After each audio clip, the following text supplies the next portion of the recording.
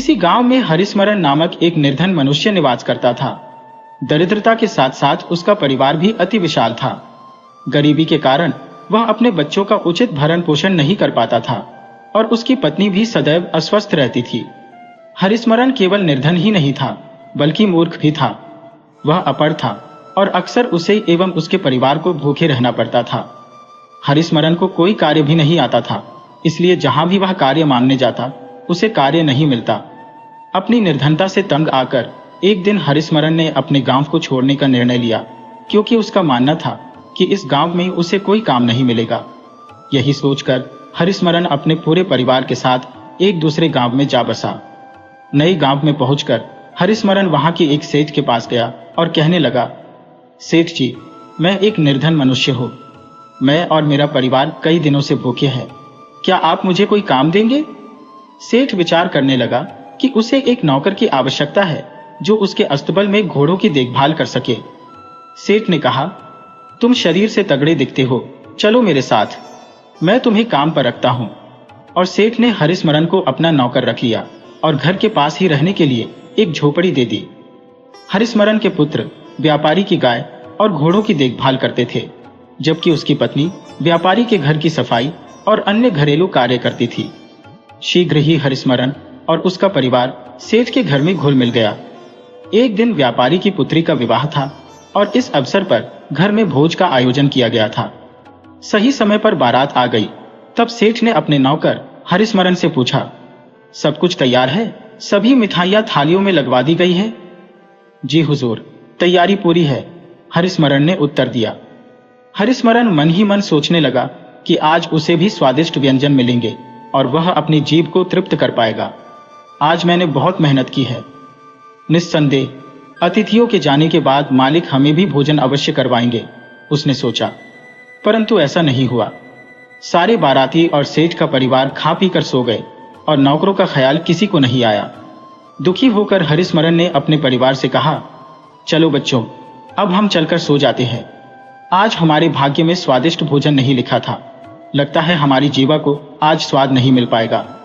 अपनी झोपड़ी में पहुंचकर हरिस्मरण ने अपनी पत्नी से कहा, मैं निर्धन और मूर्ख हूं, इसीलिए कोई मुझ पर ध्यान नहीं देता।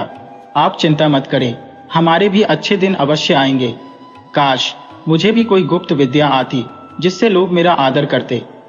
अचानक हरिस्मरण के मन में एक विचार आया और वह उठ बैठा। उसने अपनी पत्नी के कान में धीरे धीरे कुछ कहा और फिर रात के घने अंधकार में चुपचाप घर से निकल गया। वह सीधा अस्तबल में गया और वहां से उसने एक घोड़े को खोला, वह घोड़ा जो दूल्हा लेकर आया था। हरिस्मरण ने उस घोड़े को पास के ही एक जंगल में ले जाकर एक पेड़ के पीछे गुप्त स्थान पर बांध दिया। इसके बाद वह वापस अपनी झोपड़ी में आकर चुपचाप सो गया, जैसे कुछ हुआ ही ना हो।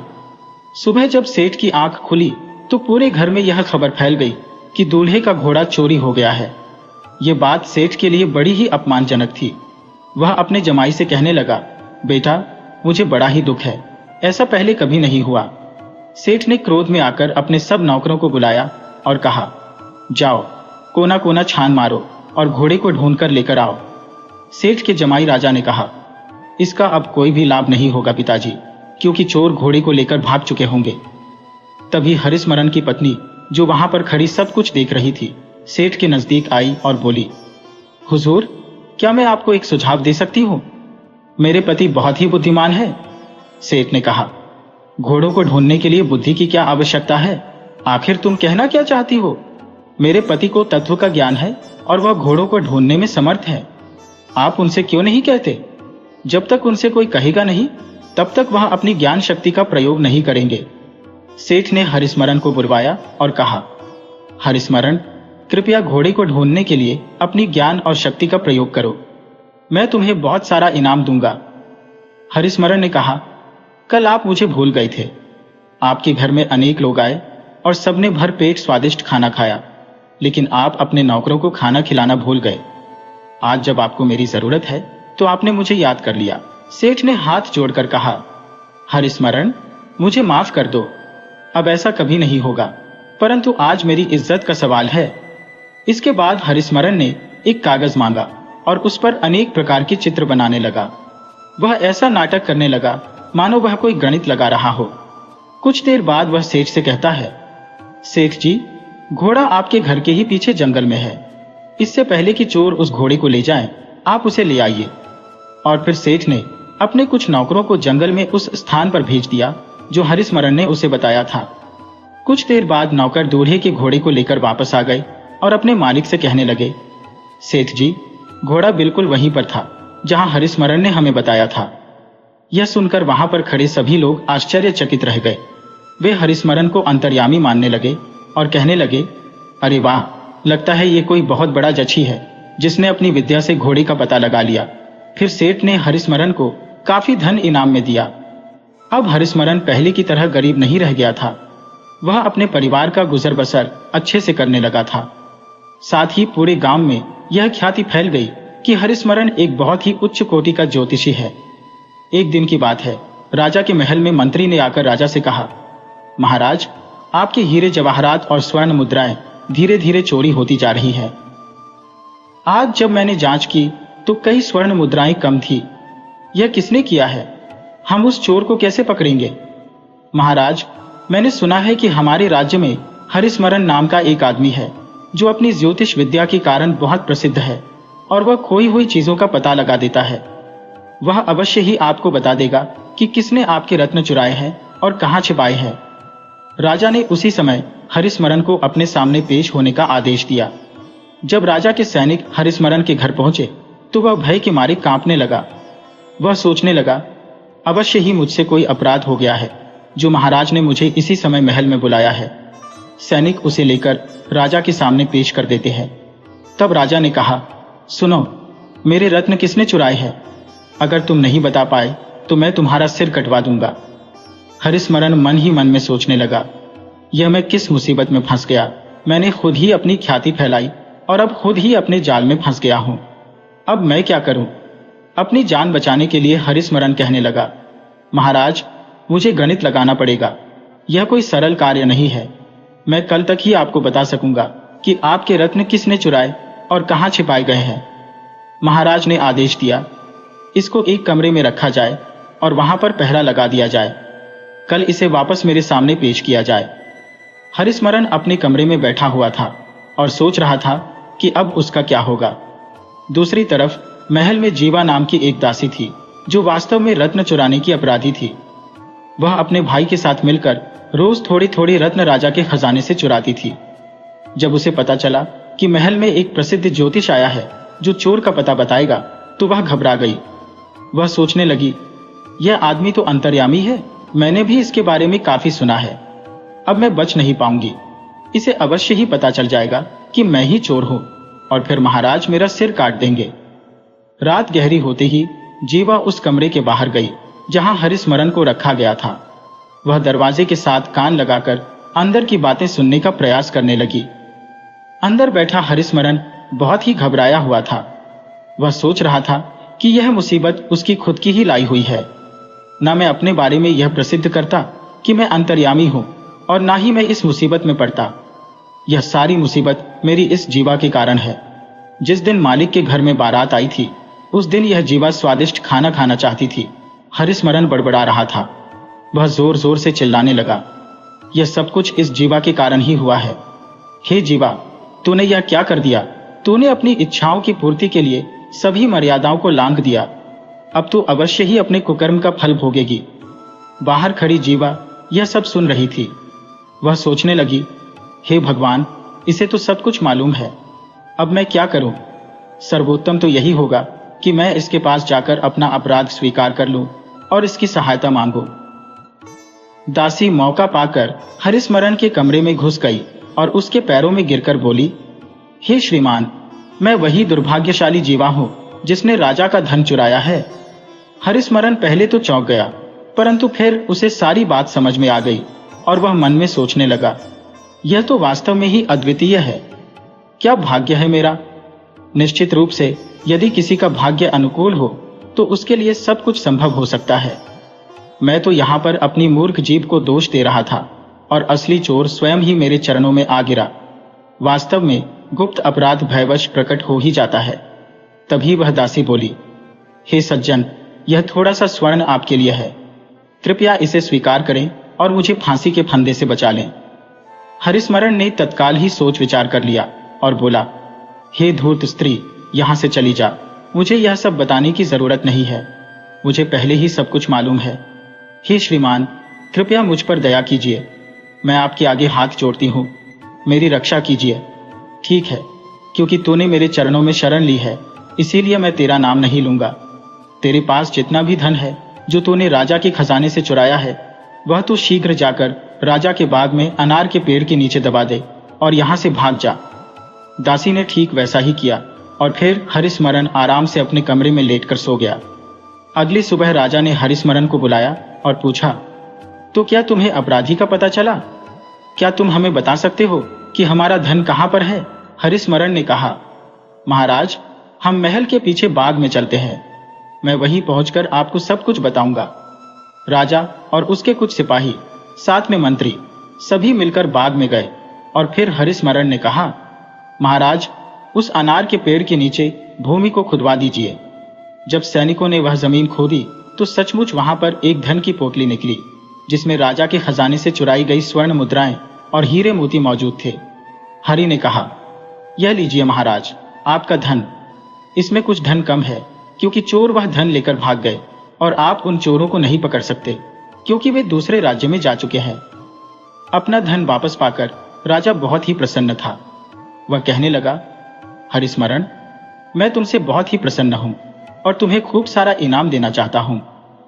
उसी वक्त राजा का मंत्री राजा को एक तरफ ले गया और कहने लगा, महाराज, मुझे इस आदमी पर शक है। क्या आप देख नहीं रहे कि यह व्यक्ति किस प्रकार अपनी जीविका कमा रहा है? राजा ने कहा, यह लोगों की खोई हुई वस्तुएं ढूंढकर उन्हें वापस लौटाकर बड़े बड़े इनाम पाता है। वो तो बात ठीक है महाराज, परंतु मुझे लगता है कि यह किसी चोरों के गिरोह का सरदार है। अगर ऐसी बात है तो बताओ, हम इसकी चाल को कैसे पकड़ सकते हैं?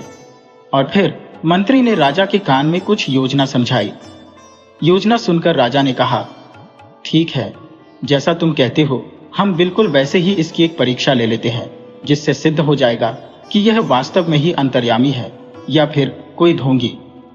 राजा हरिस्मरण के पास गया और कहने लगा, हरिस्मरण, हम तुम्हें मुंह मांगा इनाम देने को तैयार हैं, परंतु उससे पहले हम तुम्हारी एक अंतिम परीक्षा लेना चाहते हैं। इसके बाद राजा ने मंत्री को संकेत किया और संकेत पाते ही मंत्री एक बंद मटकी लेकर उनकी तरफ बढ़ा। असल में मंत्री ने उस मटकी में बगीचे से ही एक मेंढक पकड़कर मटकी में बंद कर दिया था। राजा ने मटकी की तरफ इशारा करते हुए कहा, हे विद्वान, अगर तुम यह बता दो कि इस मटकी में क्या है, तो मैं तुम्हें कई गांव और इसके अतिरिक्त जो भी तुम मांगोगे वह इनाम में दे दूंगा। एक बात और याद रखो, तुम्हें कोई समय नहीं दिया जाएगा, तुम्हें इसी वक्त यहीं पर बताना होगा कि इस मटकी में क्या है। हरिस्मरण सोचने लगा, अरे हरिस्मरण, तू तो आज मुसीबत में फंस गया। आज तो लगता है तेरा सिर धड़ से अलग होकर ही रहेगा। वह मन ही मन कह रहा था, आज मेरा अंतिम समय आ गया है और अंतिम समय में मैं अपने सभी प्रियजनों को याद कर लेना चाहता हूं। हरिस्मरण ने आंखें बंद की और सोचने लगा, मेरी प्यारी पत्नी, वह मेरे बच्चे मुझे याद करेंगे। मेरी माँ तो मुझे बहुत ही स्नेह करती थी। मेरे पिता, जिनके पास मैं कुछ ही क्षणों में पहुंचने वाला हूं, वह तो मुझे मेंढक का बच्चा कहकर पुकारते थे। अपने माता पिता और परिवार को याद करते करते हरिस्मरण बहुत ही भावुक हो गया। भावनाओं में बहते बहते वह जोर जोर से रोते हुए चिल्लाने लगा, मेंढक का बच्चा, मेंढक का बच्चा। यह सुनते ही राजा और मंत्री चौंक पड़े। मंत्री ने तुरंत मटकी का ढक्कन हटाया और कहने लगा, महाराज, इसमें तो सचमुच मेंढक का बच्चा ही है। यह आदमी तो सच में एक अंतर्यामी है। वहां खड़े सभी लोग हरिस्मरण की जय जयकार करने लगे। राजा ने खुश होकर कहा, हरिस्मरण, आज से तुम मेरे दोस्त हो। तुम मुझसे क्या मांगते हो? मैं तुम्हारी हर इच्छा पूरी करने को तैयार हूं। हरिस्मरण ने कहा, महाराज, मैं केवल इतना चाहता हूं कि अब भविष्य में कोई भी व्यक्ति मुझसे अपनी खोई हुई वस्तुएं ढूंढने के लिए ना कहे। ठीक है हरिस्मरण, जैसी तुम्हारी इच्छा। और राजा ने हरिस्मरण को खूब सारा धन दिया और उसे विदा कर दिया। उस दिन के बाद से हरिस्मरण अपने परिवार के साथ एक सुखमय जीवन बिताने लगा।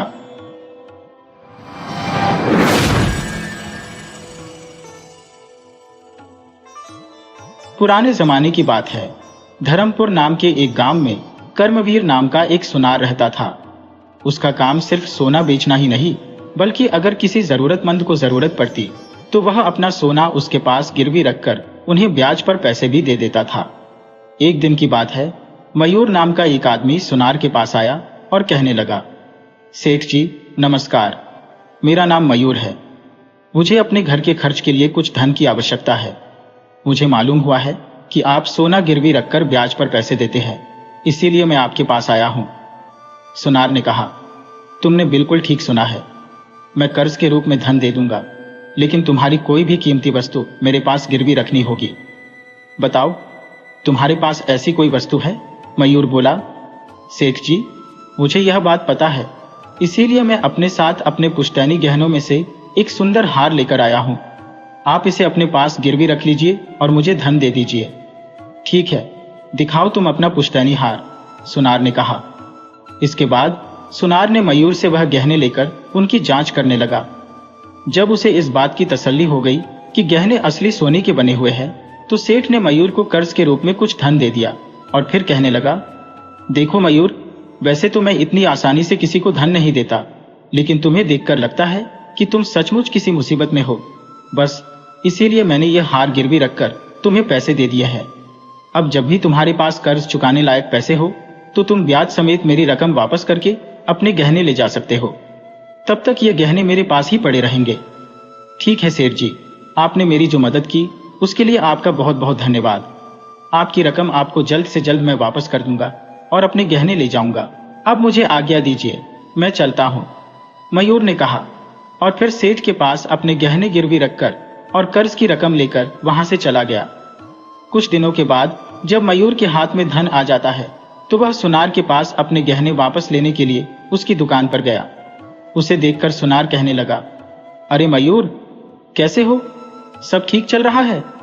मुझे लग रहा है कि तुम मेरा कर्ज वापस करने के लिए आए हो। जी हाँ सेठ जी, आपने बिल्कुल ठीक कहा। मुझे जो धन मिलने वाला था वह मिल गया, इसीलिए मैं आपकी रकम वापस करने के लिए आया हूं और अपने गहने वापस ले जाना चाहता हूं। अच्छा, फिर तो तुम रुको, मैं तुम्हारे गहने लेकर आता हूं, सुनार ने कहा। सुनार ने एक पेटी में से मयूर के गहने निकाले और उसे थमा दिए। फिर जो रकम कर्ज के रूप में दी गई थी वह ब्याज समेत सुनार को लौटा दी गई। जो गहने मयूर को वापस किए गए, उन्हें देखकर मयूर के मन में कुछ संदेह पैदा होने लगा और वह सुनार से कहने लगा, सेठ जी, लगता है आपसे कोई गलती हो गई है। ये गहने वह नहीं है जो मैंने आपको दिए थे। मेहरबानी करके आप मुझे मेरे वाले गहने दे दीजिए। मयूर की बात सुनकर सुनार को कुछ गुस्सा आ गया और वह कहने लगा, अरे भाई, मैं भला तुम्हारे साथ ऐसा क्यों करने लगा? मैं किसी और के गहने तुम्हें क्यों देने लगा? मैं इतने सालों से व्यापार कर रहा हूं, तुम्हें क्या लगता है, क्या मुझे इतनी भी समझ नहीं है? चुपचाप अपने गहने लो और यहां से चलते बनो। सेठ जी, मैं सच कहता हूं, वो मेरे पुश्तैनी गहने हैं और उनके ऊपर मेरे दादाजी का नाम ही लिखा हुआ था। इसीलिए मैं पूरे विश्वास के साथ कह सकता हूं कि यह वो गहने नहीं है जो मैंने आपको दिए थे। इन क्या कहा? गहनों के ऊपर तुम्हारे दादाजी का नाम लिखा हुआ था, लेकिन तुमने यह बात मुझे नहीं बताई। देखो, तुमने यही गहने मुझे देकर पैसे उधार लिए थे। जैसे तुम बता रहे हो, वैसा कोई भी गहना मेरे पास नहीं है। एक तो तुम्हें मुसीबत में देखकर तुम पर तरस खाकर मैंने तुम्हें कर्ज दिया और तुम मुझ पर ही दोष लगा रहे हो। इस तरह से वह सुनार मयूर पर चिल्लाने लगा और उसे वहां से जाने पर मजबूर कर दिया। मयूर बड़े ही दुखी मन से दुकान से निकलता है। रास्ते में वह एक दूसरे सुनार की दुकान में गया और कर्मवीर सुनार ने जो गहने उसे दिए थे उन्हें दिखाकर कहने लगा, मैंने एक सुनार से यह गहने लिए हैं। क्या आप इनकी जांच करके मुझे बता सकते हैं कि इन गहनों की क्या कीमत है? हाँ हाँ, क्यों नहीं, मैं जरूर बता सकता हूं। लाओ, दिखाओ तो वो गहने, दूसरे सुनार ने कहा। मयूर ने वो जेवर उस जौहरी को दे दिए।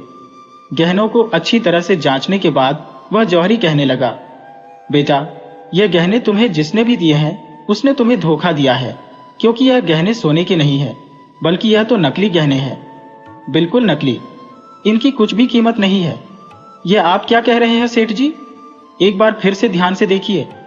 अरे भाई, बार बार देखने से नकली सोना असली तो नहीं बन जाएगा। यह सोना नकली ही है।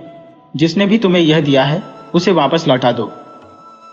जौहरी के ऐसा कहने पर मयूर को अब सारी बात समझ में आने लगी थी और उसे कर्मवीर सुनार पर बहुत ही गुस्सा आ रहा था, क्योंकि उसने मयूर के असली गहने चुराकर नकली गहने उसे थमा दिए थे। मयूर उसी समय नगर के राजा के दरबार में हाजिर होता है। उसने कर्मवीर सुनार की शिकायत महाराज से करते हुए कहा, महाराज, मेरा नाम मयूर है और मैं एक मजबूरी के कारण अपने दादाजी के पुश्तैनी गहने कर्मवीर नाम के एक सुनार के पास गिरवी रखकर उससे कुछ धन कर्ज के रूप में लिया था। इसके बाद मयूर ने अपनी सारी आपबीती राजा को बता दी। महाराज ने उसी समय कर्मवीर सुनार को अपने दरबार में बुलाया और फिर उससे प्रश्न किया, कर्मवीर, यहाँ पर जो नौजवान तुम्हारी शिकायत लेकर आया है, तुम्हें इसके बारे में क्या कहना है? कर्मवीर ने कहा, महाराज, न जाने कितने ही लोग अपने मुश्किल समय में गहने गिरवी रखकर मुझसे कर्ज ले जाते हैं, लेकिन इस नौजवान के अलावा आज तक किसी ने मुझसे ऐसे बात नहीं की। महाराज, जब उन लोगों के पास पैसे आ जाते हैं तो वे अपना कर्ज चुकाकर अपने गहने वापस ले जाते हैं। आप ही बताइए महाराज, अगर मुझे छल कपट ही करना होता तो मैं केवल इस व्यक्ति के साथ ही क्यों करता? महाराज कहने लगे, तुम जो कह रहे हो वह बात भी ठीक है। और फिर महाराज ने मयूर से कहा, मयूर, इस व्यापारी ने तुम्हारे साथ छल किया है। क्या तुम्हारे पास इस बात का कोई सबूत या कोई गवाह है? मयूर कहने लगा, महाराज, जो गहने मैंने इन्हें दिए थे उन पर मेरे दादाजी का नाम लिखा हुआ था और वह शुद्ध सोने के थे, लेकिन कर्जा चुकाने के बाद इन्होंने मुझे नकली गहने दे दिए। जब मैंने वह गहने दूसरे जौहरी के पास जांच करवाए तो उस जौहरी ने मुझे बताया कि वह गहने नकली थे, उन पर मेरे दादाजी का नाम भी नहीं लिखा हुआ था। अब आप ही बताइए महाराज, इसके अलावा और क्या सबूत दे सकता हूं? महाराज ने सुनार से पूछा, तो कर्मवीर, जैसा मयूर ने कहा है, क्या इसके गहनों पर इसके दादाजी का नाम लिखा हुआ था? क्या यह सच है? सुनार कहने लगा, मुझे इसके बारे में कुछ भी नहीं मालूम। गहने देते समय इसने ऐसी कोई बात भी नहीं की थी और ना ही मैंने इस बात पर ध्यान दिया था। ऐसा लगता है कि किसी ने नकली गहने गिरवी रखकर मुझसे पैसे लिए थे, क्योंकि मैंने वही गहने वापस लौटाए हैं जो इसने मुझे दिए थे। मैंने इसके साथ कोई छल नहीं किया महाराज, बल्कि उल्टा इसी ने मेरे साथ विश्वासघात किया है। नकली सोना देकर इसने मुझसे कर्ज लिया। महाराज ने कहा, तुम दोनों की बातें सुनकर मुझे किसी पर भी विश्वास नहीं हो रहा, लेकिन मयूर ने जो गहने गिरवी रखे थे वह असली हैं या नकली, इस बात का कोई भी प्रमाण नहीं है। इसीलिए तुम दोनों यहां से जा सकते हो। परिस्थितियों को देखते हुए महाराज ने बिना कोई फैसला लिए उन दोनों को वहां से जाने का आदेश दिया। महाराज की बात सुनकर सुनार तो बहुत ही खुश था और वह अपने घर की तरफ चल दिया, लेकिन मयूर अपने असली गहने खो देने के कारण बहुत ही दुखी मन से वहां से गया। उन दोनों के जाने के बाद महाराज ने अपने एक मंत्री को अपने पास बुलाया और कहने लगे, मंत्री जी, आज मैंने दरबार में इन दोनों लोगों का मामला सुना। उसमें मैंने कोई निर्णय नहीं दिया, लेकिन मुझे अनुमान लग गया है कि इन दोनों में से किसके साथ न्याय हुआ है और किसके साथ अन्याय हुआ है। मुझे तो पूरी तरह से उस सुनार कर्मवीर पर संदेह है, वही बेईमान है। आपका इस बारे में क्या विचार है? मंत्री कहने लगा, महाराज, हमारे पास इस समय किसी भी तरह का कोई प्रमाण नहीं है, तो क्या आप मुझे बता सकते हैं कि आपको सुनार पर संदेह क्यों है? महाराज बोले, मुझे सिर्फ संदेह ही नहीं बल्कि पूरा विश्वास है कि वह सुनार ही असली अपराधी है, क्योंकि सुनार ने कहा था कि उसे नौजवान ने जो जेवर दिए थे वह नकली ही थे। लेकिन कोई भी सुनार नकली सोने को असली सोना समझने की गलती कभी नहीं कर सकता। इसके अतिरिक्त अगर उस नौजवान मयूर को सुनार के साथ धोखा करना ही होता तो वह कर्ज के रूप में ली गई रकम को ब्याज समेत वापस करने आता ही क्यों? अब तुम ही बताओ, क्या यह उचित हो सकता है? इसीलिए मुझे पक्का विश्वास है कि सुनार ने ही उस नौजवान के साथ धोखेबाजी की है। लेकिन अब समस्या यह है कि इस बात का कोई भी सबूत हमारे पास नहीं है जो यह बात साबित कर सके। इसीलिए हमें क्या करना चाहिए मंत्री जी? मंत्री कहने लगा, महाराज, जिस प्रकार आप बता रहे हैं मुझे भी उस सुनार पर ही संदेह हो रहा है। यह भी हो सकता है कि सुनार ने इससे पहले भी कई लोगों के साथ छल किया हो। आप आदेश कीजिए, मैं सिपाहियों को भेजकर उस सुनार को कैद कर लेता हूं, फिर वही सारी सच्चाई बताएगा। नहीं मंत्री जी, अगर उसे इस समय कैद किया गया तो हम उसके अपराध को साबित नहीं कर पाएंगे। मैं चाहता हूं कि उसे रंगे हाथों पकड़ा जाए। इसके लिए हमें सुनार की वह पेटी बरामद करनी होगी जिसमें वह अपने सभी गहने सुरक्षित रखता है। तो कुछ ऐसा किया जाए कि सुनार की वह पेटी हमारे राज दरबार तक पहुंच जाए, तभी हम उस सुनार की बेईमानी को साबित कर सकते हैं। महाराज ने अपने मंत्री को सारी योजना बताई। सारी योजना जानने के बाद मंत्री कहने लगा, सचमुच महाराज, आपकी योजना के अनुसार यदि कार्य किया गया तो अवश्य ही वह बेईमान सुनार रंगे हाथों पकड़ा जाएगा। अगले दिन मंत्री ने अपने एक सबसे भरोसेमंद सिपाही, जिसका नाम चंद्रशेखर था, उसे अपने पास बुलाया और कहने लगा, सुनो चंद्रशेखर, जो बात मैं तुम्हें समझाने वाला हूं बड़े ही ध्यान से सुनो। यह कार्य मैं तुम्हें सौंप रहा हूं। तुम्हें बिना किसी को भी बताए बड़े ही गुप्त तरीके से इस कार्य को पूरा करना है। आप निश्चिंत रहे मंत्री जी, आप जो भी कार्य मुझे सौंपेंगे मैं आपके कहे अनुसार ही करूंगा। आप बताइए तो सही कि मुझे क्या करना है। मंत्री ने एक कंगन चंद्रशेखर को देते हुए कहा, यह कंगन देखो, इसे तुम अपने पास रखो और एक साधारण आदमी का भेष धारण करके कर्मवीर सुनार के पास जाओ। किसी भी तरह से बहला फुसलाकर यह कंगन कर्मवीर सुनार के पास गिरवी रखकर कुछ धन लेकर आओ। चंद्रशेखर ने जवाब दिया, यह तो मेरे लिए कोई बहुत मुश्किल काम नहीं है। इसके बाद चंद्रशेखर ने अपना भेष बदला और कर्मवीर सुनार के पास जा पहुंचा। सुनार से कहने लगा, सेठ जी, मैं एक बाहर गांव से आया हूं और यहां पर व्यापार शुरू करना चाहता हूं, लेकिन मेरे पास इस कंगन के अलावा और कोई संपत्ति नहीं है। इस कंगन का मूल्य 5,000 से अधिक होगा। क्या आप इस कंगन को खरीदेंगे? सेठ कर्मवीर को संदेह होने लगा कि यह कंगन नकली है, इसीलिए वह कंगन को लेकर अच्छी तरह से जांच करने लगा। कर्मवीर को विश्वास हो गया कि सचमुच कंगन असली ही था, लेकिन उसे इस बात का भी संदेह हुआ कि सामने वाला व्यक्ति कोई व्यापारी तो नहीं लगता। यह अवश्य ही कंगन को चोरी करके लाया है, यानी यह कंगन चोरी का माल है, इसीलिए यह कंगन मुझे कम से कम कीमत पर खरीदना चाहिए। यह सोचकर कर्मवीर कहने लगा, भाई, मैंने इस कंगन की जांच कर ली है, लेकिन जितना तुम बता रहे हो यह कंगन उतना भी कीमती नहीं है। इसकी कीमत तो सिर्फ 1,000 ही है। इसके ऊपर मैं तुम्हें 1 पैसा भी नहीं दे सकता। तुम्हें अगर बेचना है तो बताओ, वरना यहां से चलते बनो। सेठ जी, यह तो बहुत ही कम कीमत है। आप कम से कम मुझे 2,000 तो दे दीजिए। मुझे धन की बहुत ज्यादा आवश्यकता है, इसीलिए मैं इसे कम भाव पर बेच रहा हूं। चंद्रशेखर के ऐसा कहने पर कर्मवीर सोचने लगा, 5,000 की कंगन के 2,000 मांग रहा है, मैं इसे और भी कम कीमत करवा सकता हूं। ऐसा सोचकर वह चंद्रशेखर से कहने लगा, देखो भाई, तुम बहुत ज्यादा कीमत लगा रहे हो। एक काम करो, तुम 500 और ले लो, यानी 1,500 में यह कंगन मुझे दे दो। अब तुम्हारी मर्जी। ठीक है सेठ जी, मुझे 1,500 ही दे दीजिए। मैं कंगन आपको देने को तैयार हूं, क्योंकि मेरे पास कोई और चारा नहीं है। मैं बहुत ही जल्दी में हूं। इसके बाद चंद्रशेखर धन लेकर वहां से चला गया। सुनार कर्मवीर ने उस कंगन को अपनी पेटी में रख लिया कि तभी वहां पर एक सिपाही आ पहुंचा और कहने लगा, सेठ जी, मुझे आपसे एक सहायता चाहिए। अचानक एक सिपाही को वहां देखकर कर्मवीर घबरा गया। कुछ देर तक सोचने के बाद वह कहने लगा, अरे सिपाही जी, मैं आपकी क्या सहायता कर सकता हूं, बताइए। दरअसल बात यह है कि कल रात को राजमहल में गहनों की चोरी हो गई है। हमें संदेह है कि उस चोर ने चोरी का माल दुकानों में बेचना शुरू कर दिया है। हम नगर के हर एक सुनार से पूछताछ कर रहे हैं, इसीलिए आपसे भी पूछताछ करने आए हैं।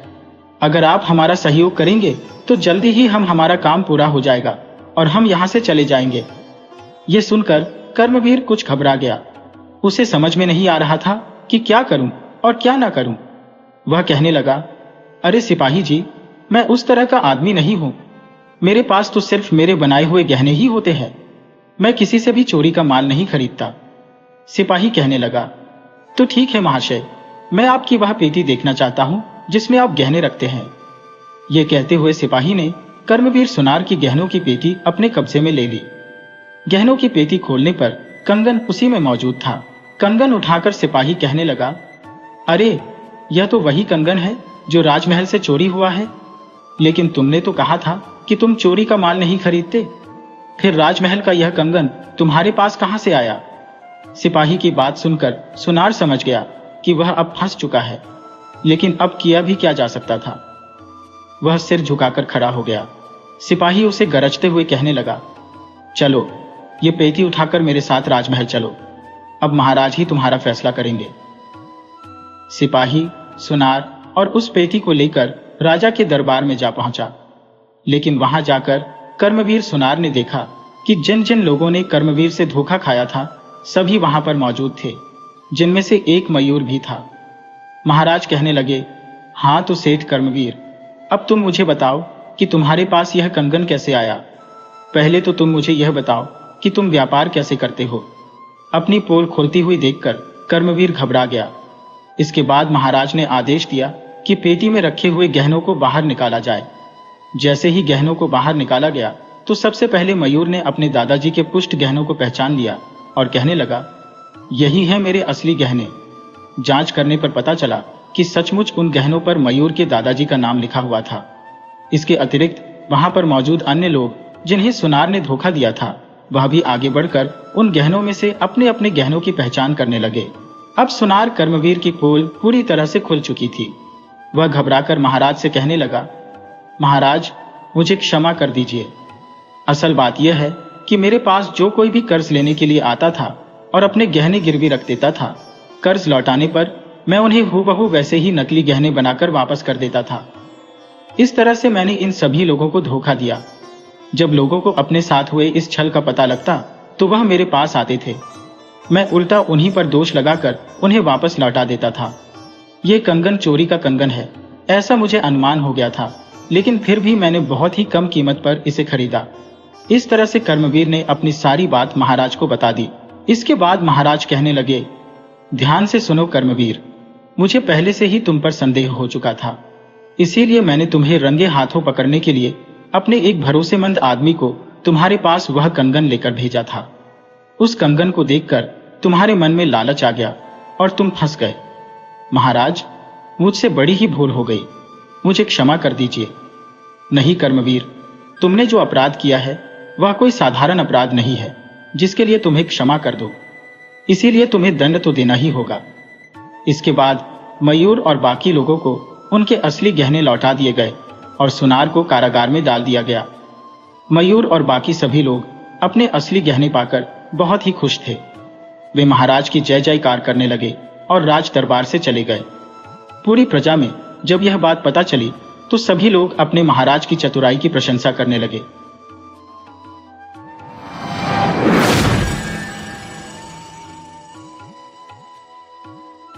शंभू का काम तो किसी किसी का माल एक जगह से दूसरी जगह ले जाना था, मगर वह सौदागर के नाम से विख्यात था।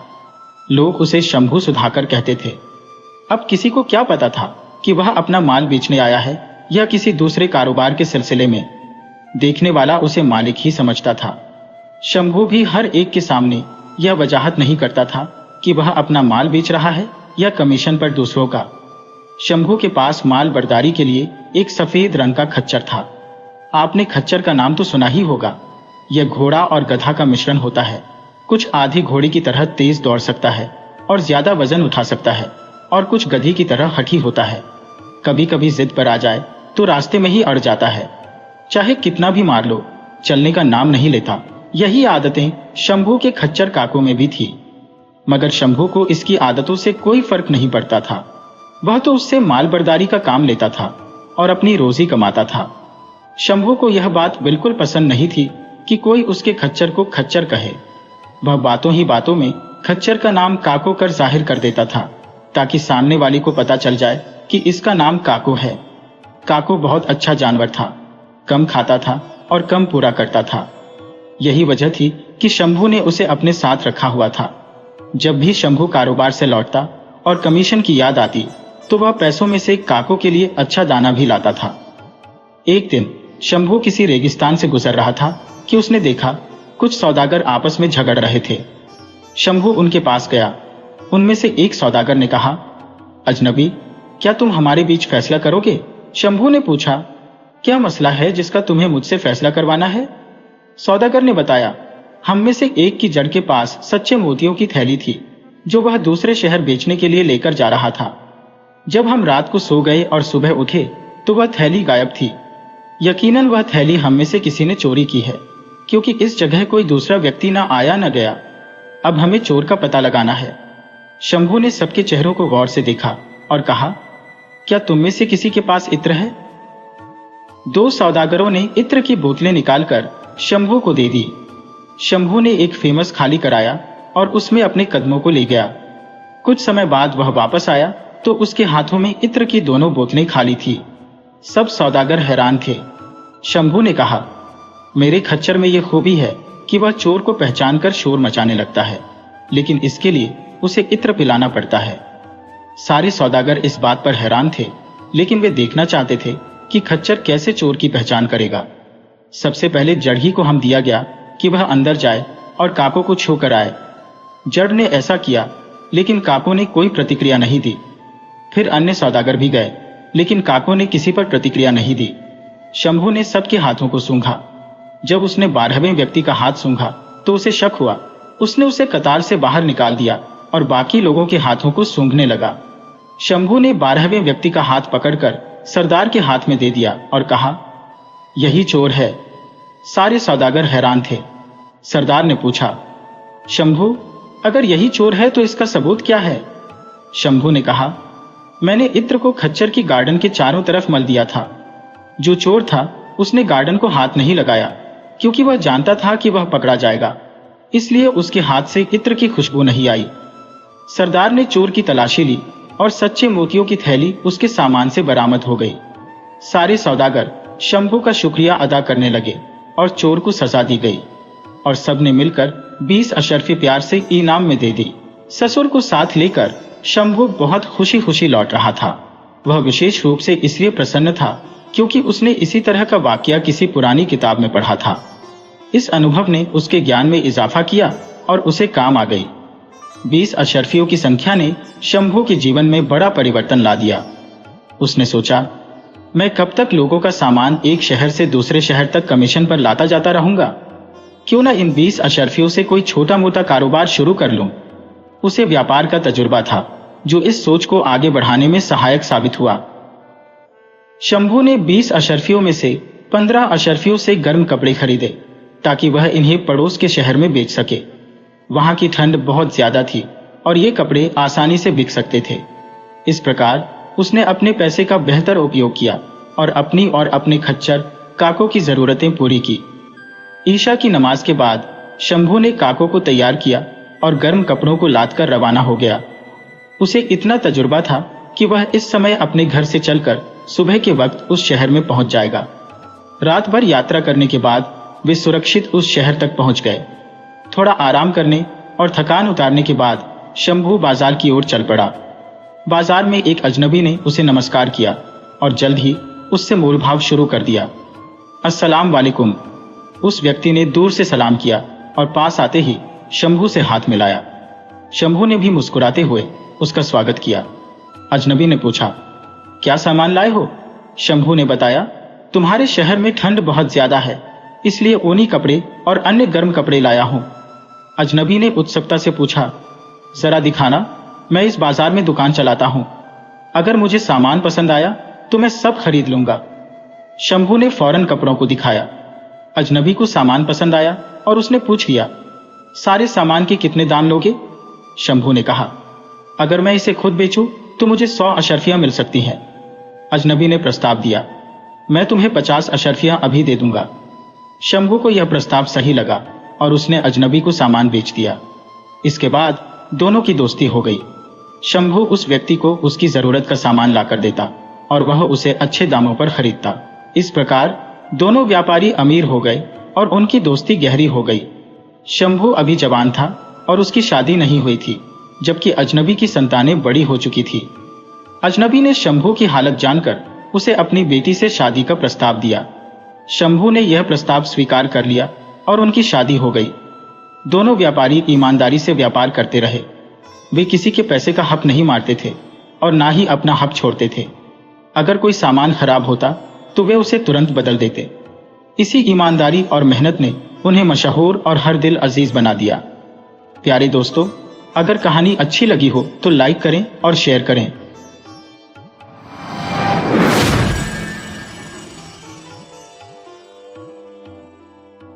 एक लोमड़ी थी। उसने अपने लिए झोपड़ी बनाई और उसमें रहने लगी। जाड़े का मौसम था। लोमड़ी का ठंड के मारे बुरा हाल था। ठंड से थर थर कांपने लगी। वह गांव में अपने चूल्हे के लिए आग लेने गई। लोमड़ी ने एक बूढ़ी औरत के पास आकर कहा, दादी माँ नमस्ते, मुझे अपने चूल्हे से थोड़ी सी आग दे दो, कभी अवसर आने पर इस उपकार का बदला चुका दूंगी। लोमड़ी बहन बैठ जाओ, जरा सुस्ता लो, आग ताप लो, तब तक मैं कचौड़ियां बना लूं। बुढ़िया खसखस की कचौड़ियां बना रही थी, उन्हें चूल्हे से उतार उतार कर मेज पर रखती जा रही थी। लोमड़ी ने ताजी कचौड़ियों पर एक ललचाई नजर डाली और एक बड़ी सी कचौड़ी चुपके से उठाकर भाग गई। उसने कचौड़ी के भीतर भरे हुए खसखस के दाने बीन कर खा लिए और उसके अंदर भूसा भर दिया। फिर भागती हुई अपनी राह चल दी। वह दौड़ी चली जा रही थी कि रास्ते में उसे चरवाही छोकरे मिले। वे गायों के झुंड को पानी पिलाने के लिए नदी की तरफ हाँक कर ले जा रहे थे। नमस्ते छोकरो। नमस्ते लोमड़ी दीदी, यह कचौड़ी ले लो, बदले में एक बछड़ा दे दो। मंजूर है, लड़कों ने कहा, लेकिन इसे अभी न खाने लगना, जब मैं गांव से चली जाऊं तभी इसे खाना। खैर, अदला बदली हो गई। लोमड़ी ने बछड़े की रस्सी थामी और झट से जंगल की तरफ भाग निकली। लड़के कचौड़ी खाने लगे तो देखा कि वहां भूसा ही भूसा भरा हुआ है। उधर लोमड़ी झट से अपनी झोपड़ी पर पहुंची। उसने पेड़ काटा और अपने लिए बर्फ पर चलने वाली स्लेज गाड़ी बनाई। उसमें बछड़े को जोत कर चल दी। तभी एक भेड़िया उधर निकल आया। लोमड़ी बहन नमस्ते। भेड़िया भाई नमस्ते। अरे, ये बछड़े वाली स्लेज गाड़ी कहां से मिल गई? मैंने इसे खुद बनाया है। मुझे भी अपनी स्लेज पर बिठा लो। तुम्हें कहां बिठाऊं? तुम तो मेरी गाड़ी ही तोड़ दोगे। नहीं, मैं तुम्हारी गाड़ी पर बस एक पैर टिका लूंगा। ठीक है, रख लो। थोड़ा आगे चलने के बाद भेड़िए ने कहा, लोमड़ी बहन, क्या मैं दूसरा पैर भी रख लूं?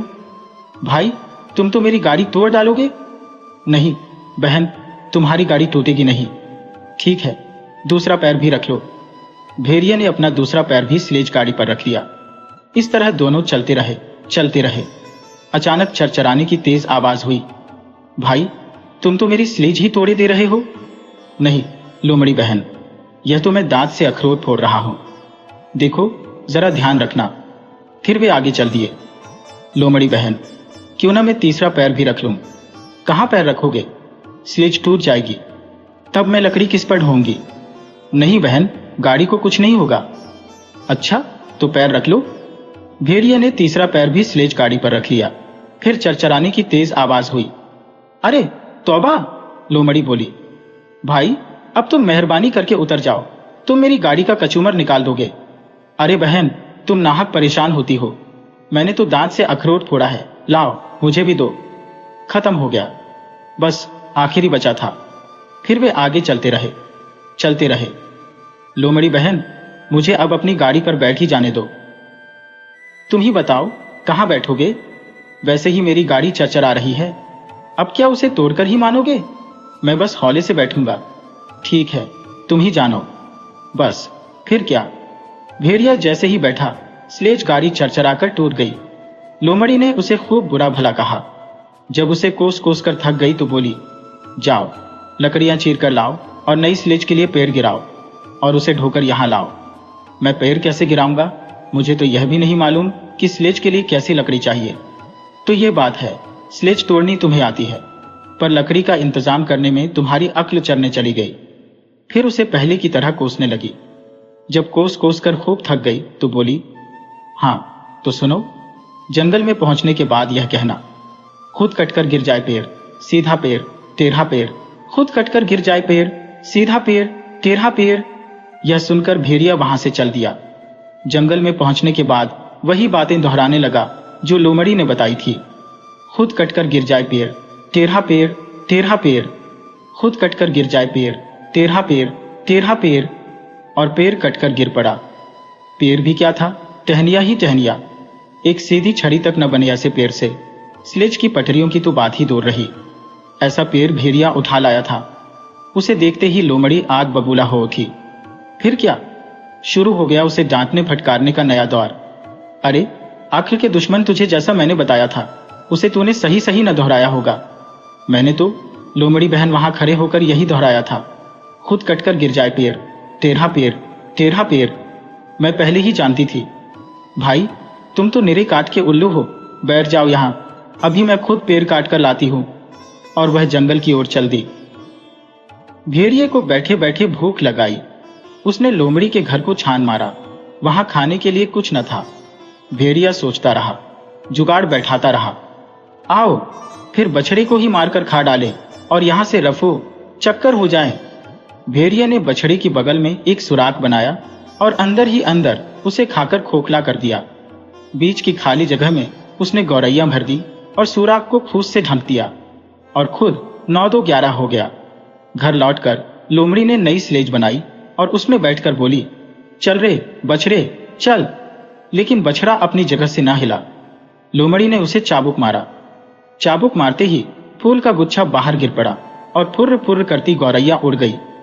अरे शैतान कहीं के, देखना कैसा सबक सिखाती हूं तुझे। लोमड़ी जाकर रास्ते में लेट गई। थोड़ी देर में मछेरे अपनी गाड़ी पर मछलियां लादे उधर से निकले। उन्हें आता देखकर लोमड़ी ने अपनी सांस रोक ली, जैसे कि मर गई हो। मछेरों ने रास्ते में लोमड़ी को पड़ी देखा तो बोले, इसे भी गाड़ी में डाल लेते हैं, बेच देंगे, अच्छे पैसे मिल जाएंगे। लोमड़ी को गाड़ी में डालकर वे आगे बढ़ लिए। वे चलते रहे। इस बीच लोमड़ी ने एक एक करके मछलियां फेंकनी शुरू कर दी। जब ढेर सारी मछलियां फेंक चुकी तो खुद भी चुपके से खिसक ली। मछेरे अपनी गाड़ी हाँकते हुए बढ़ते चले गए। इधर लोमड़ी ने सारी मछलियों को बटोरकर एक ढेर बनाया और मजे से उन्हें खाने बैठ गई। इसी बीच वह भेड़िया भागता हुआ आया। नमस्ते लोमड़ी बहन। नमस्ते भेड़िए भाई, यहां तुम क्या कर रही हो? लोमड़ी बहन, देखते नहीं मछलियां खा रही हो, मुझे भी दो ना। जाओ खुद ही मछलियां पकड़ लाओ। पर मुझे तो मछलियां पकड़ना नहीं आता। नहीं आता तो मैं क्या करूं? मैं तो तुम्हें एक छोटा टुकड़ा तक ना दूंगी। अच्छा तो मछली पकड़ना ही सिखा दो। और लोमड़ी ने मन में सोचा, ठहर जरा, तूने मेरा बछड़ा मार डाला, अब मैं तुझे बढ़िया सा इनाम दूंगी। तुम नदी पर जाओ, वहां लोगों ने पानी निकालने के लिए जो सुराख बना रखा है उसमें अपनी दुम लटका दो और वहीं बैठ जाओ। फिर धीरे धीरे दुम हिलाते हुए यह कहते, जाओ छोटी बड़ी मछलियां आए मेरी दुम में फंसती जाए, छोटी बड़ी मछलियां आए मेरी दुम में फंसती जाए। बस यही बार बार दोहराते रहना, मछली तुम्हारी दुम में फंस जाएंगी। ऐसी बढ़िया तरकीब सुझाने के लिए धन्यवाद, भेड़िए ने कहा। झटपट भेड़िया नदी किनारे पहुंचा और बर्फ से जमी नदी पर सुराख ढूंढा और उसमें अपनी दुम लटकाकर मजे से बैठ गया। इस तरह धीरे धीरे दुम हिलाता हुआ लोमड़ी का सिखाया पाठ दोहराने लगा। छोटी बड़ी मछलियां आई मेरी दुम में फंसती जाए, छोटी बड़ी मछलियां आई मेरी दुम में फंसती जाए। लोमड़ी सरकंडे के पीछे से यह रट लगाती जा रही थी, धम धम धम भेड़िए की दुम जाए, जम जम जम। जाड़ा तो कड़ाके का था ही, सब कुछ जमा जा रहा था। मछली पकड़ने के लालच में भेड़िए ने अपनी रट जारी रखी, छोटी बड़ी मछलियां आई मेरी दुम में फंसती जाए। लोमड़ी दूसरी ही रट लगा रही थी, धम धम धम भेड़िए की दुम जाए, जम जम जम। इस तरह भेड़िया सुराख में दुम डाले बैठा रहा। लोमड़ी की चाल सफल हुई। आखिर सुराख का पानी भी जम गया और उसमें भेड़िए की दुम जकड़ गई। तब लोमड़ी भागकर गांव पहुंची। अरे लोगो, भेड़िया आया रे, अरे मारो भेड़िए को रे। गांव के लोग बल्लम, लाठियां और कुल्हाड़े लेकर नदी की ओर भागे। उन सब ने मिलकर भेड़िए को मार डाला। लोमड़ी आज भी मजे से अपनी झोपड़ी में रह रही है।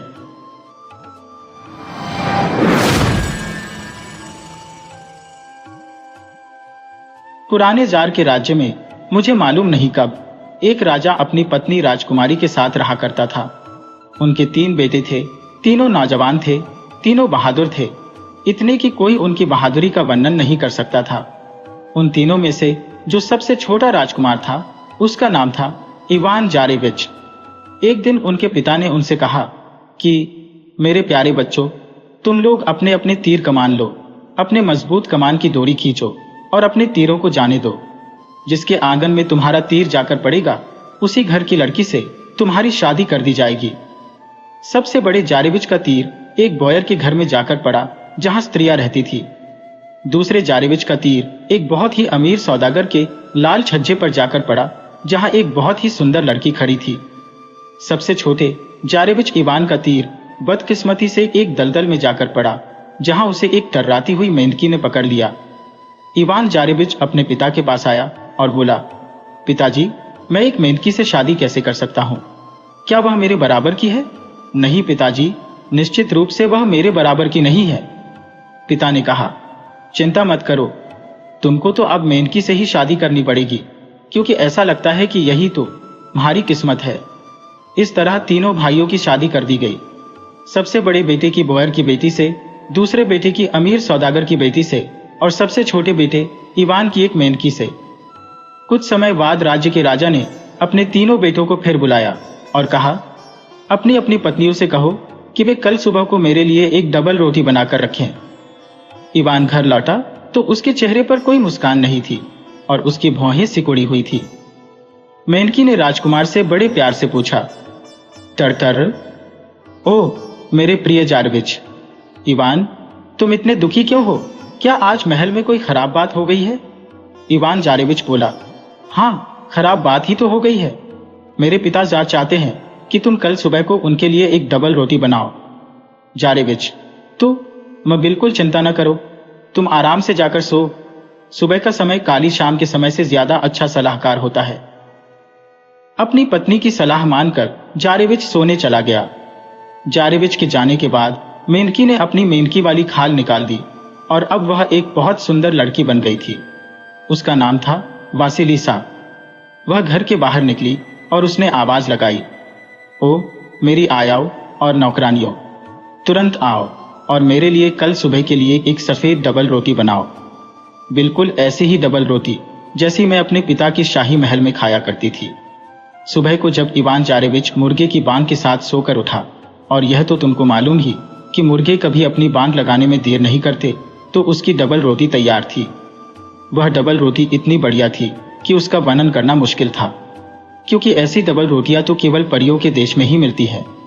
वह दोनों तरफ बहुत सुंदर सुंदर मूर्तियों और शहरों और किलों से सजी हुई थी, और अंदर वह बर्फ की तरह से सफेद और पंखों की तरह मुलायम थी। पिता जार उसको देखकर बहुत खुश हुआ और जारेविच को खास धन्यवाद मिला। जार फिर मुस्कुराते हुए बोला, अब एक दूसरा काम और है, तुम सब अपनी अपनी पत्नियों से मुझे कल सुबह तक एक एक कालीन बनाकर दो। जारेविच इवान फिर मुंह लटकाए हुए घर आया तो उसकी मेनकी पत्नी ने राजकुमार से बड़े प्यार से पूछा, टर्टर, ओ मेरे प्रिय जारेविच इवान, तुम इतने दुखी क्यों हो? क्या तुम्हारे पिता उस डबल रोटी को देखकर खुश नहीं हुए? इवान जारेविच बोला, नहीं, उससे तो वह बहुत खुश थे, पर अब मेरे पिता जार चाहते हैं कि तुम उनके लिए कल सुबह तक एक कालीन बनाओ। तुम चिंता न करो जारेविच, और सोने जाओ। सुबह का समय हमारी जरूर ही सहायता करेगा। यह सुनकर जारेविच इवान सोने चला गया। मेनकी फिर से वासिलिसा में बदली और बाहर आकर जोर से आवाज लगाई, ओ मेरी प्यारी आयाओ और वफादार नौकरानियों, अब की बार तुम मेरे पास मेरे एक नए काम के लिए आओ और मेरे लिए एक ऐसा रेशम का कालीन बनाओ जैसे कालीन पर मैं अपने पिता राजा के महल में बैठा करती थी। जैसे ही वासिलिसा ने यह कहा कि तुरंत ही उन्होंने उसके लिए रेशम का कालीन बना दिया। सुबह को जब मुर्गों ने बांध दी तब जारेविच इवान जागा और लो, वहां तो दुनिया का सबसे सुंदर रेशम का कालीन रखा हुआ था। एक ऐसा कालीन जिसका कोई वर्णन नहीं कर सकता था। उस कालीन में चमकीले रेशम के तारों के बीच सोने चांदी के तार भी बुने हुए थे, और वह कालीन तो बस सिवाय तारीफ के और किसी काबिल था ही नहीं। जार पिता उस कालीन को देखकर बहुत खुश था और अपने बेटे को इतने सुंदर कालीन के लिए बहुत धन्यवाद दिया। इसके बाद उसने एक नया हुक्म जारी किया। जार पिता उस कालीन को देखकर बहुत खुश था और अपने बेटे को इतने सुंदर कालीन के लिए बहुत धन्यवाद दिया। इसके बाद उसने एक नया हुक्म जारी किया। अब की बार वह अपने सुंदर बेटों की सुंदर पत्नियों को देखना चाहता था और इसके लिए उनको उन्हें अगले दिन पेश करना था। टर्टर, प्रिय जारेविच, तुम इतने दुखी क्यों हो? क्या किसी ने तुमको महल में कोई बुरी बात कह दी है? हाँ, बुरी बात तो कह दी है। मेरे पिता जार ने हम सबको यह हुक्म दिया है कि हम तीनों अपनी अपनी पत्नियों को उनके सामने ले जाकर पेश करें। अब बताओ कि मैं तुम्हारे साथ कैसे जा सकता हूँ? मेनकी धीरे से टर्राई और बोली, यह कोई बहुत बुरा तो नहीं हो सकता, पर उससे बुरा भी हो सकता है। ऐसा करो कि तुम अकेले ही जाओ और मैं तुम्हारे पीछे पीछे आऊंगी। जब तुम जोर की आवाज सुनो तो तुम उससे डर मत जाना। बस यही कहना, एक बदकिस्मत मेनकी एक बदकिस्मत बक्से में आ रही है। इवान राजी हो गया, हालांकि उसकी समझ में कुछ नहीं आया। जार के महल में उसके दोनों बड़े भाई अपनी अपनी सुंदर चमकती हुई खुश बढ़िया कपड़े पहने पत्नियों के साथ पहले आए। दोनों ने आकर इवान जारेविच का बहुत मजाक बनाया, क्योंकि वह तो अकेला ही आया था। उन्होंने उससे हंसते हुए पूछा, भाई तुम अकेले क्यों आए हो? अपनी पत्नी को साथ लेकर क्यों नहीं आए? क्या तुम्हारे पास उसको ढकने के लिए कोई फटा कपड़ा भी नहीं था? तुम्हें ऐसी सुंदरता मिल भी कहां सकती थी? हम इस बात की शर्त लगाते हैं कि उसके पिता के पूरे दलदल के राज्य में ऐसी सुंदरता कोई दूसरी नहीं होगी। और फिर वे हंसते रहे और फिर एक बहुत जोर का शोर सुनाई दिया। सारा महल कांप गया। वहां बैठे सारे मेहमान डर गए। अकेला जारेविच शांत खड़ा रहा, फिर बोला, डरने की कोई बात नहीं है, मेरी मेंढकी अपने बक्से में आ रही है। सबने देखा कि लाल पोर्च में 6 सफेद घोड़ों से जुटी हुई एक उड़ने वाली सुनहरी गाड़ी रुकी और उसमें से सुंदर वासिलिसा ने अपना हाथ अपने पति की तरफ बढ़ाया। इवान उसका हाथ पकड़कर उसको ओक की लकड़ी की बनी हुई भारी भारी मेजों की तरफ ले गया, जिन पर बर्फ की तरह से सफेद मेजपोश बिछे हुए थे और जिन पर बहुत सारे स्वादिष्ट खाने लगे हुए थे, जो केवल परियों के देश में ही मिलते थे और वहीं खाए जाते थे। मेहमान लोग भी वहां खुशी से खाना खा रहे थे और बात कर रहे थे। वासिलिसा ने गिलास में से थोड़ी सी शराब पी और जो बाकी बची वह उसने अपनी बाहीं आस्तीन में डाल ली। फिर उसने तले हुए हंस के कुछ टुकड़े खाए और उनकी हड्डियां अपनी दाईं आस्तीन में डाल ली। दोनों बड़े भाइयों की पत्नी ने यह देख लिया तो उन्होंने भी उसकी नकल करते हुए वैसा ही किया। जब खाना खत्म हो गया तो सब लोग नाचने के लिए उठे।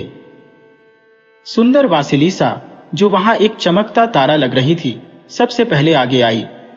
पहले वह अपने राजा जार के सामने झुकी, फिर उसने मेहमानों के सामने सिर झुकाया। उसके बाद अपने खुश पति जारेविच इवान के साथ नाचने लगी।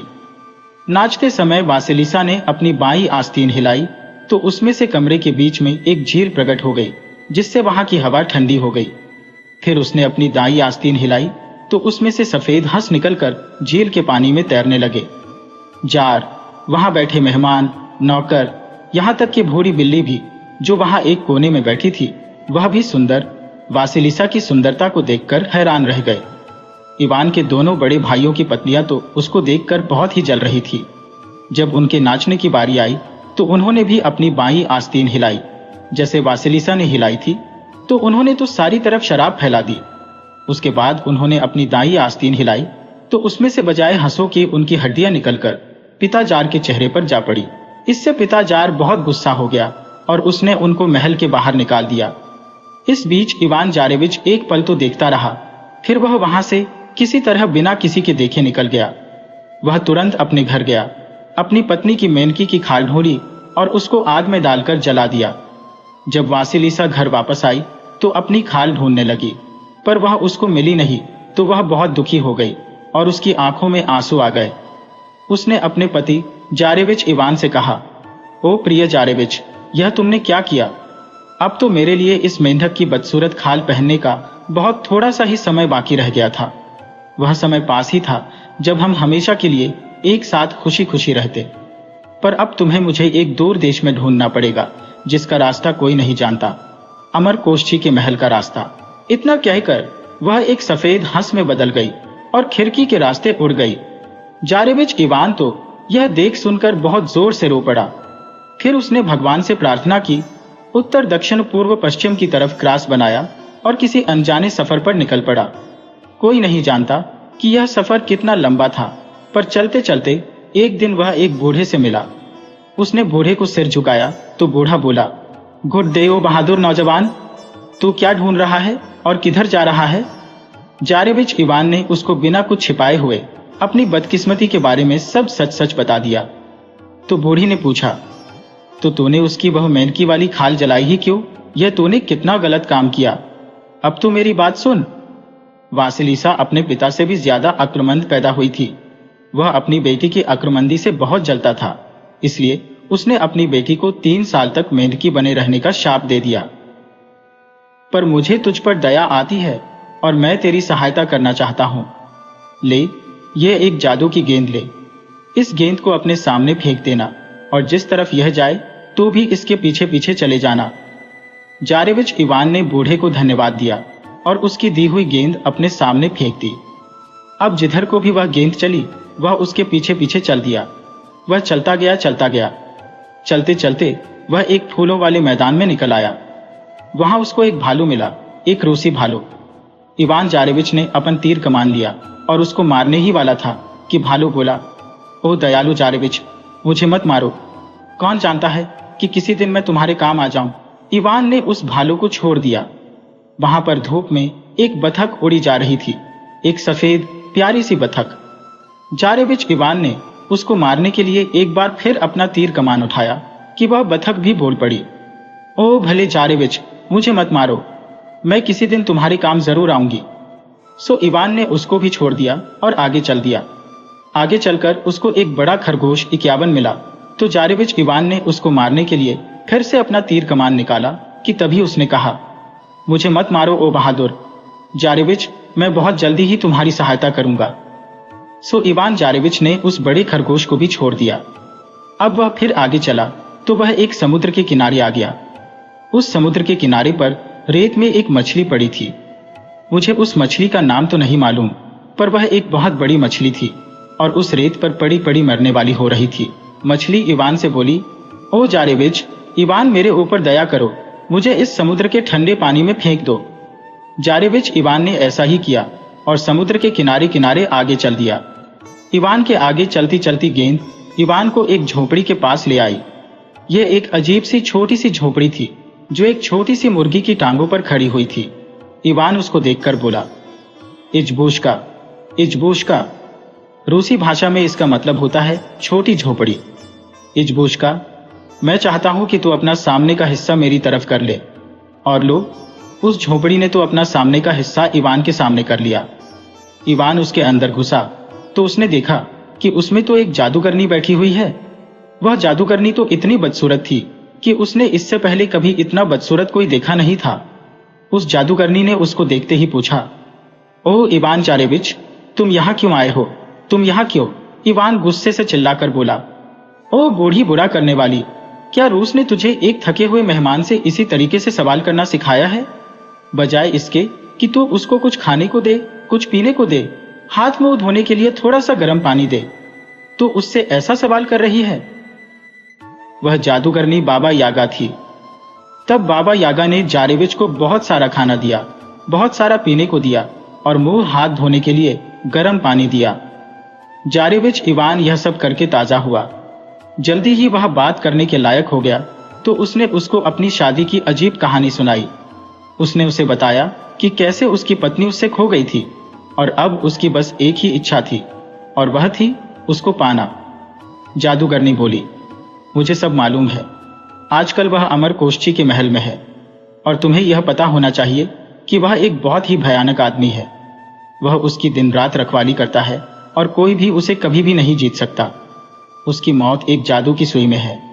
वह सुई एक बड़े खरगोश के अंदर है। वह खरगोश एक बड़े बक्से के अंदर है। वह बक्सा ओक के पेड़ की डालियों के बीच छिपा हुआ है और वासिलिसा की तरह कोष्ठी इस ओक के पेड़ की भी दिन रात रखवाली करता है। इसका मतलब है कि किसी भी खजाने से ज्यादा। तब जादूगरनी ने इवान जारेविच को बताया कि वह ओक का पेड़ उसे कहाँ मिलेगा। सुनते ही इवान उधर की तरफ चल दिया, पर जब उसने ओक का पेड़ देखा तो वह बड़ा नाउम्मीद हुआ। उसे समझ में ही नहीं आया कि वह क्या करे और अपना काम कहां से शुरू करे। लो, तभी उसका जानने वाला रूसी भालू वहां आ गया। वह पेड़ के पास पहुंचा और उसको जड़ से उखाड़ दिया। जड़ से उखड़ते ही वह पेड़ नीचे गिर पड़ा और उस पर रखा बक्सा भी नीचे गिर गया।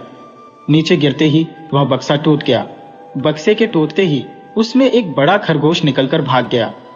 तभी इवान ने देखा कि उसका दोस्त बड़ा खरगोश कहीं से आया और उसके पीछे पीछे भागा। इवान वाले बड़े खरगोश ने कोष्ठी वाले बड़े खरगोश को तुरंत ही पकड़ लिया और उसे फाड़ दिया।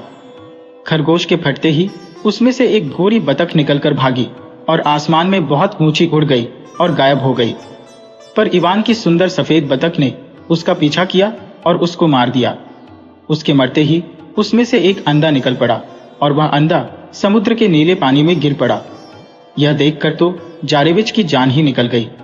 अब वह उसमें से सुई कैसे निकालेगा, कैसे वह कोष्ठी को मारेगा और फिर कैसे अपनी सुंदर वासिलिसा को हासिल करेगा कि तभी उसने देखा कि वह बड़ी वाली मछली जिसको उसने समुद्र में फेंका था, समुद्र में से बतख का अंडा लिए चली आ रही है। उसने अंडा लाकर समुद्र के किनारे की रेत पर फेंक दिया। इवान जारेविच ने तुरंत वह अंडा उठाया और उसे तोड़कर उसमें से सुई निकाल ली, जिस पर कोस्ची की जिंदगी निर्भर थी। उसी समय कोस्ची की सारी ताकत हमेशा के लिए जाती रही। इवान जारेविच उस सुई को लेकर उसके राज्य में घुस गया और उसको उस जादुई सुई से मार दिया। उसके एक महल में उसको सुंदर वासिलिसा भी मिल गई। वह उसको लेकर घर आ गया और फिर वे खुशी खुशी बहुत दिनों तक रहे।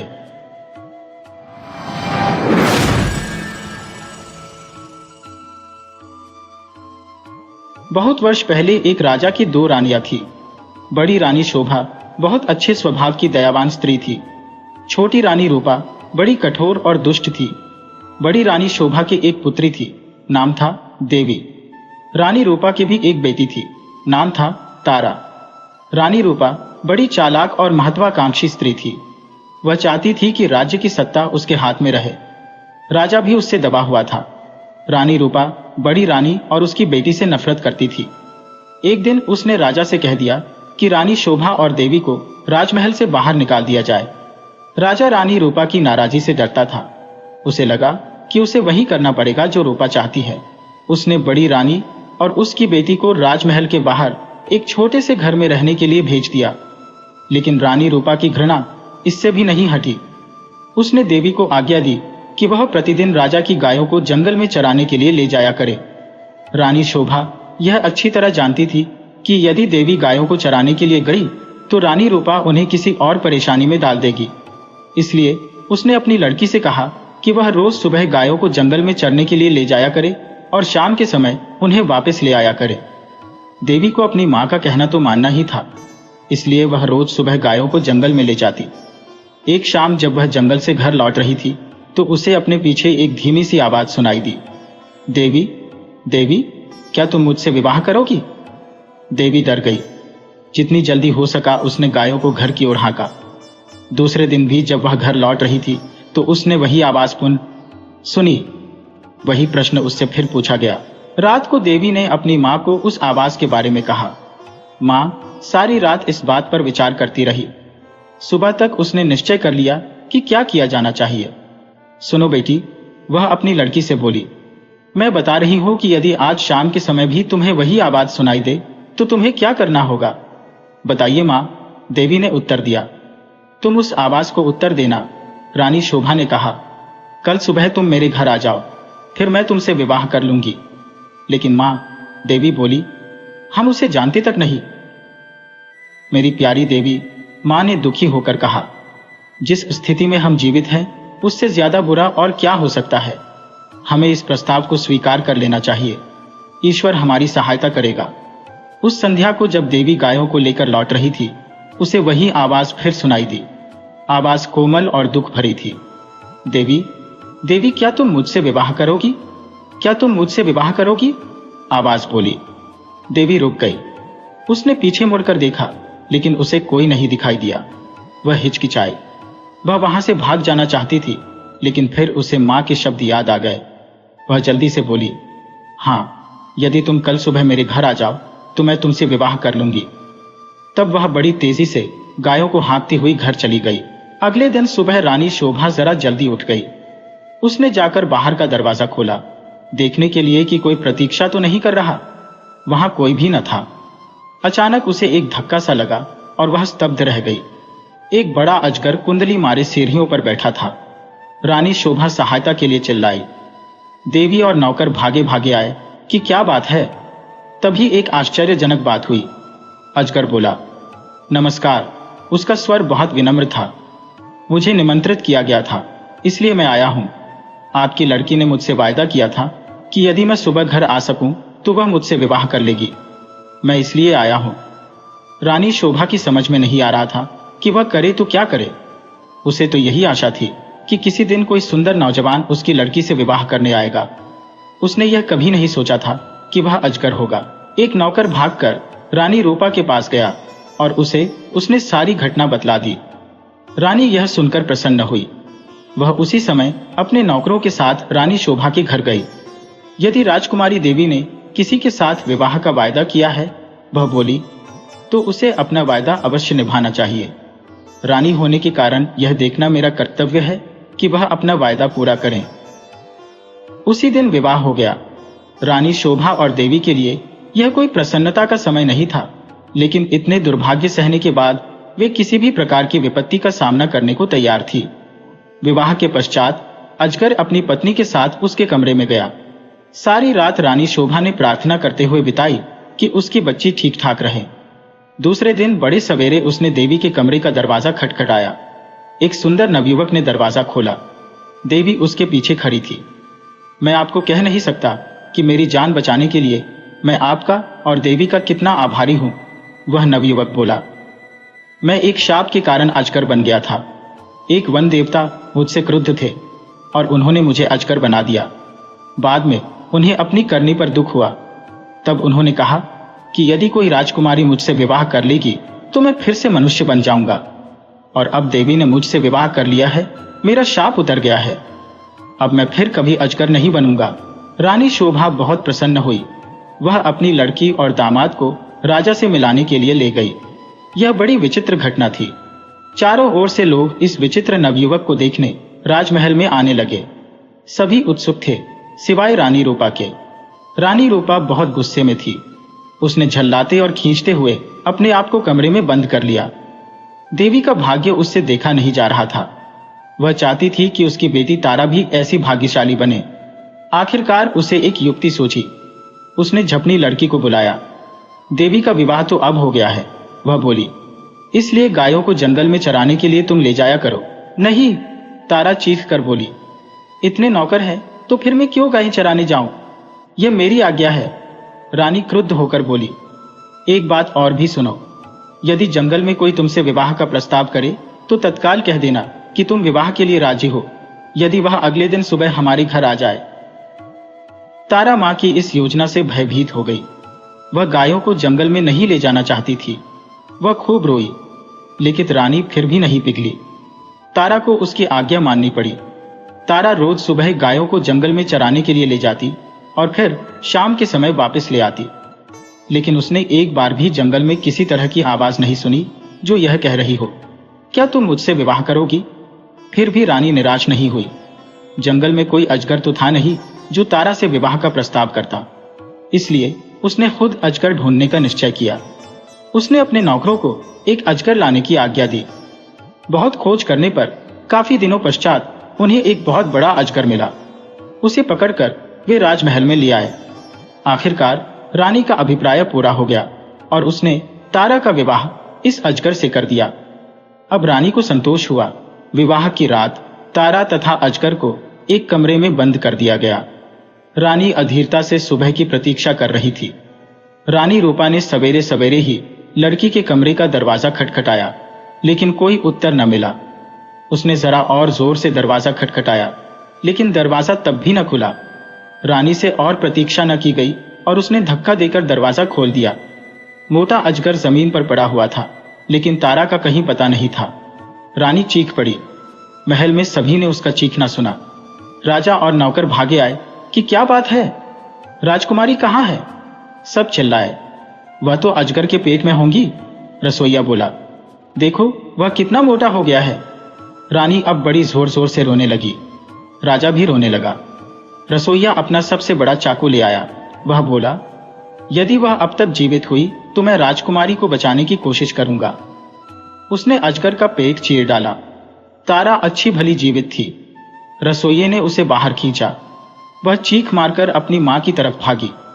अजगर की मृत्यु हो गई और साथ में रानी रूपा की इस इच्छा की भी कि तारा का विवाह देवी की तरह ही किसी योग्य और संपन्न नवयुवक से हो।